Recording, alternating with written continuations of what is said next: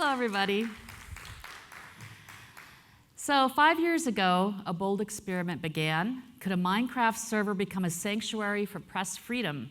James Delaney, chairman of the Block by Block Foundation and director of BlockWorks, and Clayton Weimers, executive director of Reporters Without Borders USA, are here to talk about the Uncensored Library, a Peabody award-winning project that has been accessed by millions worldwide and revolutionized digital journalism. In this conversation, they'll reflect on 5 years of innovation and press freedom and share exciting updates. Please welcome James and Clayton.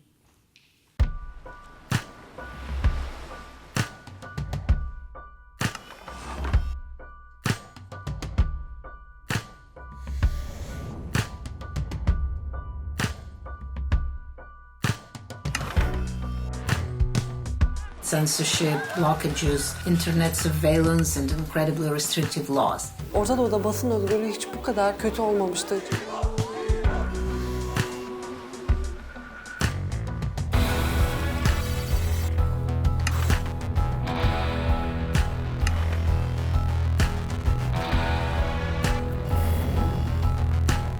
I'm Yulia Berezovskaya. I run Graniru, which is blocked in Russia. My name is Nguyen Van Dai. I am a news broker from Vietnam. I was sentenced 15 years in prison. Benim adım Hatice Cengiz. Cemal Kaşıkçı'nın nişanlısıyım.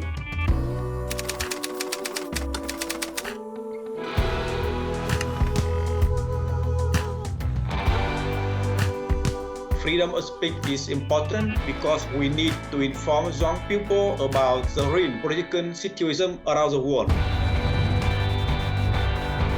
The Uncensored Library is a bold use of Minecraft. It really encapsulates everything that's great about this game and the community that it's created.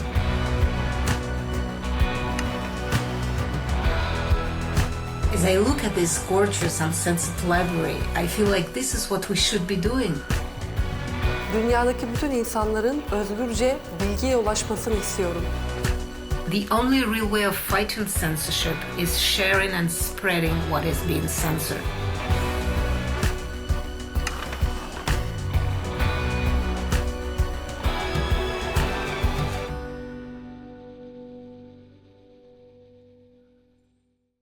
Great. Shall I start? Thanks everyone for coming. So as you saw from the video, we're going to be talking about this project that launched about 5 years ago called the Uncensored Library that my company BlockWorks built in Minecraft in collaboration with RSF, who Clayton represents. I think we've been making Minecraft projects about all sorts of things for over a decade now. I've never seen a project get so much attention and interest as this one. And I think in the last 5 years, we've had over 1 million people visit this virtual library. 8.2 million books and articles have been read, so that's equivalent to about 5,000 articles every day for the last 5 years. And I think that level of sustained interest really speaks to the fact that this is continually relevant in new and interesting ways. Over the years, we've been able to add kind of new parts to the library. We had a COVID wing, we added new countries, and this year we're looking to open a room for the US, which is facing its own sort of unique challenges. So yeah, maybe Clayton, if you could sort of explain where are we now in terms of press censorship, not just in the US, but worldwide, which is different from 5 years ago. Yeah, so if Reporters Without Borders is known for any one project other than this Minecraft project, it is our index on world press freedom, where we rank every country in the world according to press freedom. And in 2025, we had the lowest across-the-board scores that we've ever measured. Showing that the press freedom is generally on the decline in most countries in the world. More countries have entered the red zone on our map, which is the most problematic situation where there effectively is no press freedom at all. And also concerning is that a lot of countries that we consider to be pretty stable democracies are also backsliding and losing ground when it comes to press freedom. So it's clear that we're living in this moment where the idea of a free press, the idea of free expression, is being increasingly challenged, even in countries where we thought we had won these fights long ago. And you mentioned the success of this project and how good it has been at reaching people. I think it really demonstrates that the desire for access to reliable information really is universal. it's transnational, it is intergenerational, and projects like this, I think, are super valuable because it's a collaboration between, us, human rights NGO, and the video game industry, two worlds that don't often collide, but separately have, really big audiences that are interested in talking to each other. And I can't tell you how many times random people who have never asked me about my work or could care less have said, oh, I saw that thing you did in Minecraft. I had no idea RSF made video games, or even I was talking to our intern in the office before I came over here and telling her what I was about to be doing. She was like, I didn't even know that RSF did that. So maybe we need to get better at promoting these things. But I love these projects because they reach people that we're not otherwise reaching, which is something that we need to be doing more of. Yeah, and I think for us as well, even in the sphere of social impact games, which we do a lot of, this is quite unusual in the topic of the content. So plenty of games about sustainability and fairly safe topics. I've never come across a game using kind of a mainstream gaming platform like Minecraft that is really on one of these sort of edgier subjects. And when you consider the fact that Minecraft is sort of a game with a very young audience, 6+, using that as a location to discuss very challenging topics. I mean, in the library, itself, there's the writings of Jamal Khashoggi and quite difficult content. And one of the questions we're often asked is, why Minecraft? And I think the fact that it's so unexpected that a game which is quite light entertainment and quite jolly and happy and youth-focused is being used for such a serious topic is kind of part of the success of it. Yeah, and I think that's another important point, is that it's very easy to get bogged down in these the negatives that I just laid out. But at the end of the day, people are engaged by things that are fun and interesting and cool, and exploring this library is genuinely fun to do, and you can discover things, and it gets updates. As you said, we're going to be adding more content for the United States, which is a thing that I think when we launched this 5 years ago was probably not on the table at all, and we didn't really consider the United States as being the kind of country where we needed a separate room for the content. But among those democracies that I mentioned that are backsliding when it comes to press freedom, the United States really is the key case. Like I said, we rank 180 countries according to press freedom, and the U.S. is now 57th in the world when it comes to press freedom. As an American, that embarrasses me. I think we're pretty proud of the First Amendment, and we've enshrined press rights right there into our Constitution, and yet we have allowed that particular right of ours to really be taken for granted and slip back. So I hope that projects like this are able to bring a little more attention to that fact, rally people. Yeah, definitely. I mean, I think there's two parts to the library. One is the content of the library itself, which serves this purpose of kind of bypassing press censorship. The other point is the library being this kind of digital monument or landmark. It's kind of a beacon for this topic that brings people in from different backgrounds. And I think that's, the architecture, the design of the library was like very deliberate. If we had the Uncensored Library, but we built it in sort of like a primary school library kind of structure, I don't think this project would have gone anywhere. I think the library needed to be on the kind of scale and detail that it is to kind of attract the attention that it has. Yeah. Do you think that games generally have more room for projects like this? Is there more space for talking about otherwise difficult to broach topics like censorship and freedom of the press? Is there untapped potential for more collaborations between groups like mine and companies like yours? Definitely. I think in a lot of cases, those projects would fall into quite gray areas, particularly when you're talking about platforms like Minecraft, the scale of them. There are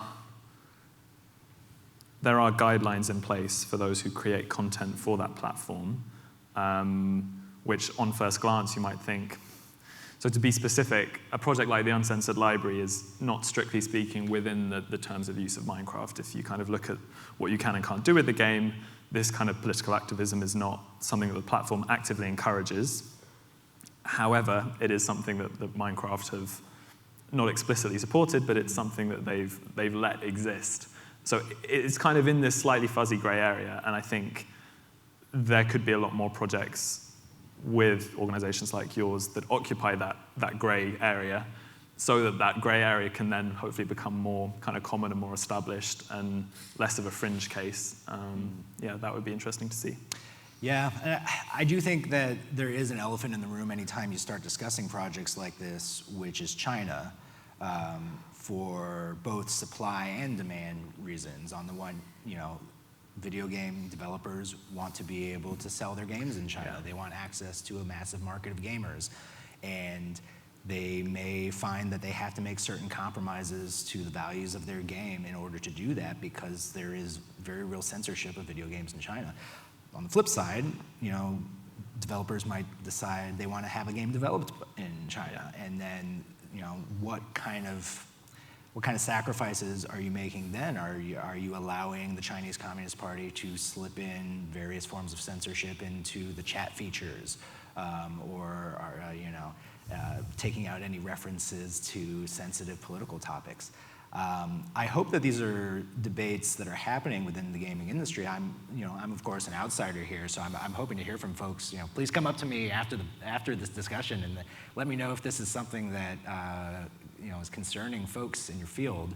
I know it's a big topic of conversation in Hollywood, and for the most part, big Hollywood studios are very happy to play the game that the Chinese government lays out for them and avoid dodgy topics that are uncomfortable for the Chinese censors.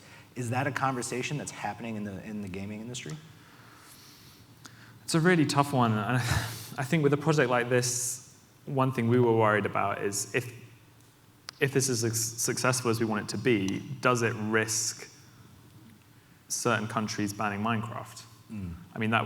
Strictly speaking, that would be a problem for Minecraft and Microsoft to address, but there is a risk that when you have projects which kind of push these boundaries, if they push it too far, could it kind of make the situation worse in a way?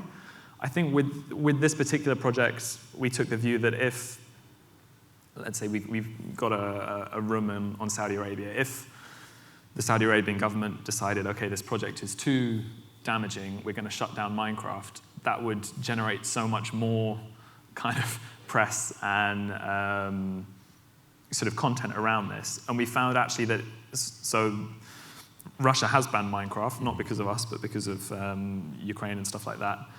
We still see regularly thousands of Russian players accessing the library. There are ways to access sort of banned games quite easily through VPNs and even through video content. So a game like Minecraft, twice as many people are watching videos of it than playing the game.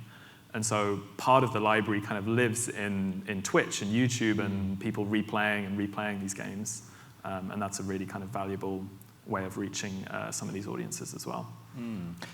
One of the things we think about a lot when we're designing projects to circumvent censorship is how to make it easier for people living under authoritarianism to access journalism, to access information. So one project that we also have going on is called our Svoboda satellite project. Svoboda means freedom in Russian.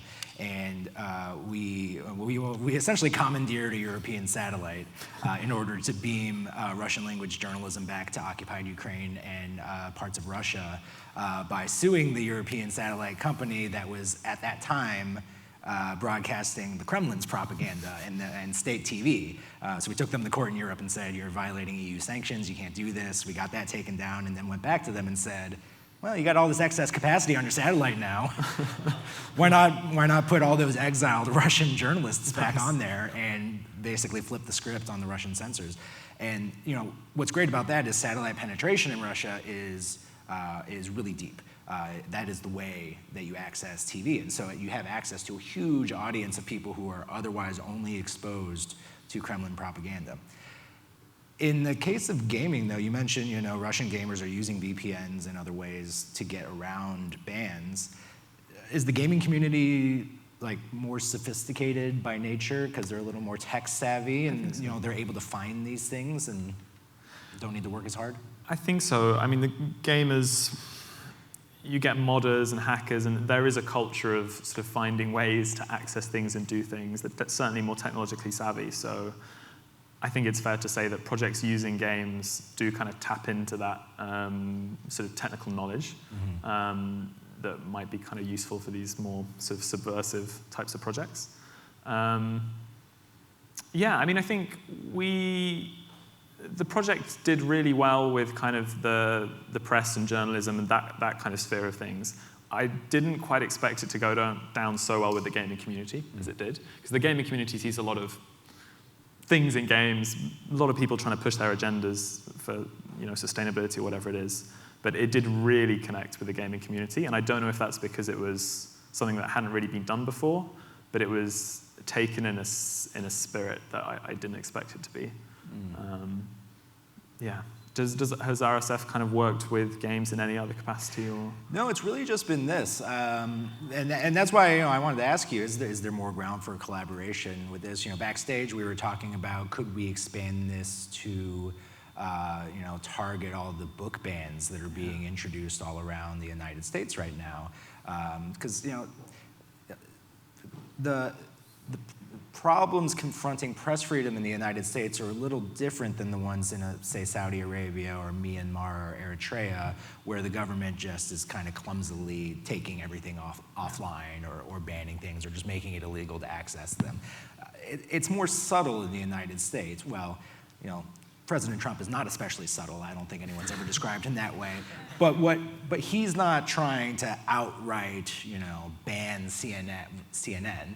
But he is suing a variety of media companies and trying to bully them into parroting talking points. I mean, it's going on literally as we speak. He and the Secretary of Defense have been trying to get journalists fired at CNN and the New York Times for accurately reporting what happened during the airstrikes in Iran just a few days ago, and decrying as fake news things that simply aren't their talking points.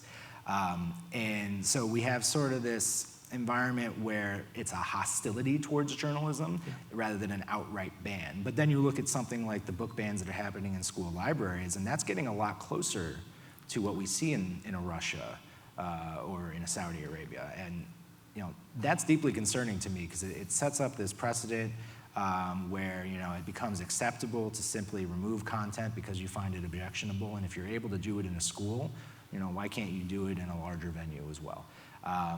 So I think projects like this are also especially great because they're so good at reaching young people. Exactly. Who are there. I'm a big believer in you go where the people are. Yeah. You don't try to make them come to you. You go to them if you want to deliver a message.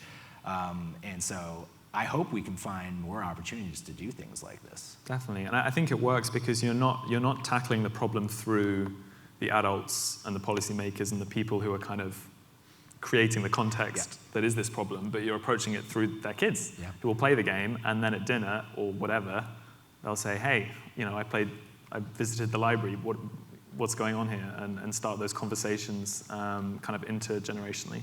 Yeah. Are other games being used for any sort of a social mission when it comes to human rights or anything like that? Can you stage protests in games? Yeah, I mean, definitely in sort of the UGC, so user-generated content platform games, these would be Minecraft, Roblox, and Fortnite. There have been a few projects like that. Minecraft have done some really interesting things with Black Lives Matter, and I think the premise is that particularly over COVID and lockdown, a lot of these platforms became spaces to gather and congregate and kind of be that public space, that kind of streetscape that we were missing in reality. But it's kind of stayed that way. So you still get a lot of people doing, meeting up, kind of doing their school graduations in Minecraft, that kind of thing. And so naturally, having those spaces as spaces of protest and activism makes sense, whilst also offering a level of kind of anonymity and safety to those participants. But I mean, we're all spending so much more of our time in these virtual environments. I think that's why it's so important that we kind of voice our concerns, whatever they may be, in those environments, rather than just keeping to kind of traditional methods of protest. Yeah. Well, so you mentioned that if this project were to become so successful, it might be a victim of its success, which is also something I worry about. Every time we talk about it publicly, I'm like, is this going to be the one thing that tips it over the edge and gets it banned somewhere else? Yeah.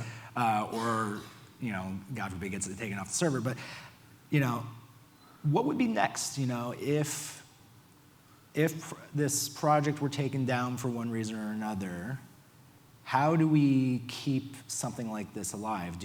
Does it move to another platform? It could do. It could also replicate itself quite easily. So the Minecraft is a server that you can visit, and we host that, and that is essentially locked down. But there is also a version of the library that you can download. And I can imagine a world where if the kind of mother version gets removed, copies could be easily spun up by individuals. That does raise a risk of, okay, tampering with that, and then you have sort of unsanctioned clones of the library.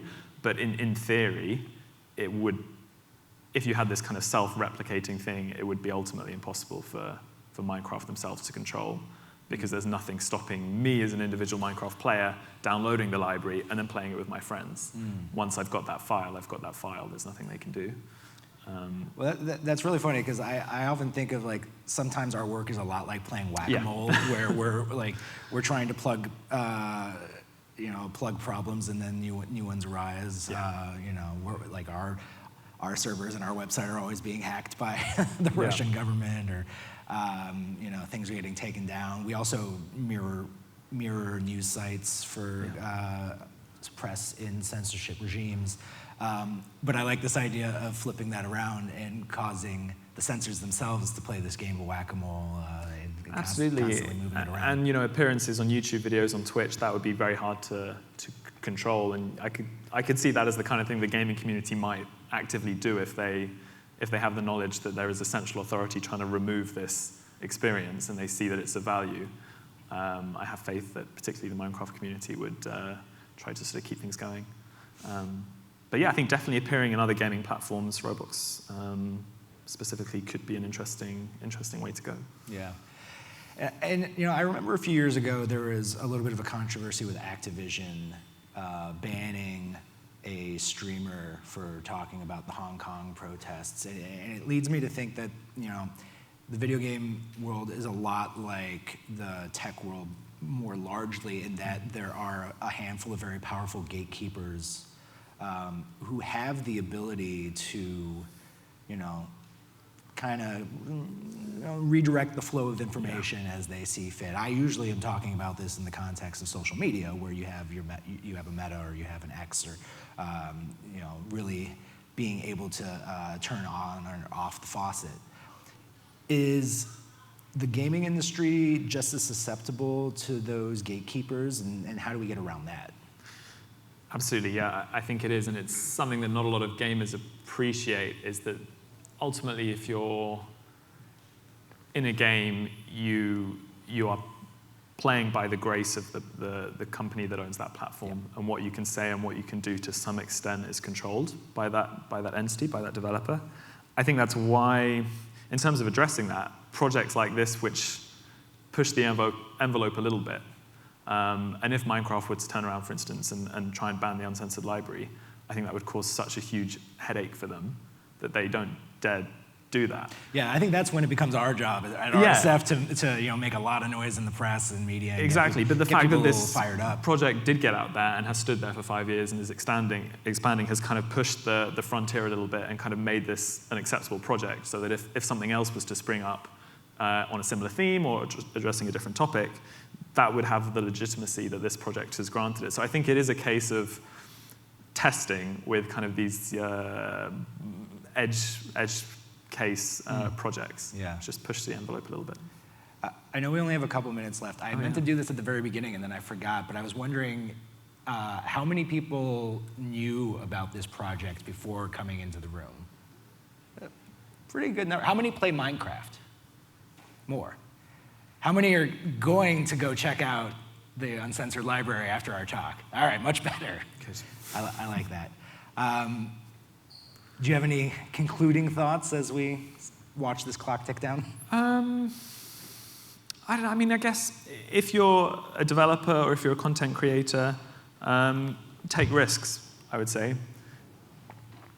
Don't be afraid to do projects which you might be scared that the audience isn't going to react well to it, or that the content's not appropriate for that platform. I think we need these more experimental approaches, which take a little bit of a risk and hopefully push things in the right direction. Yeah. Yeah, and I would say, think of unlikely partners like us. I'm just the guy who occasionally plays FIFA and maybe some GTA, but I get really excited anytime we get to talk about this project because it's really cool, but it's also, outside of my day-to-day activity. I don't usually get to come to video game conferences. So this is super cool. Exactly. I would say to sort of organizations like yourselves, there aren't enough projects like this in games. If you think of kind of video games as the media of the 21st century, whatever topic you can imagine that's being discussed in film, in TV, and documentaries and literature, that all has a place in games. And it's a slightly different audience, and it's a slightly different method, but it's just as valuable, if not more so, that we're using that digital space to broach these topics. Well said. Thanks. Thank you. Thank you.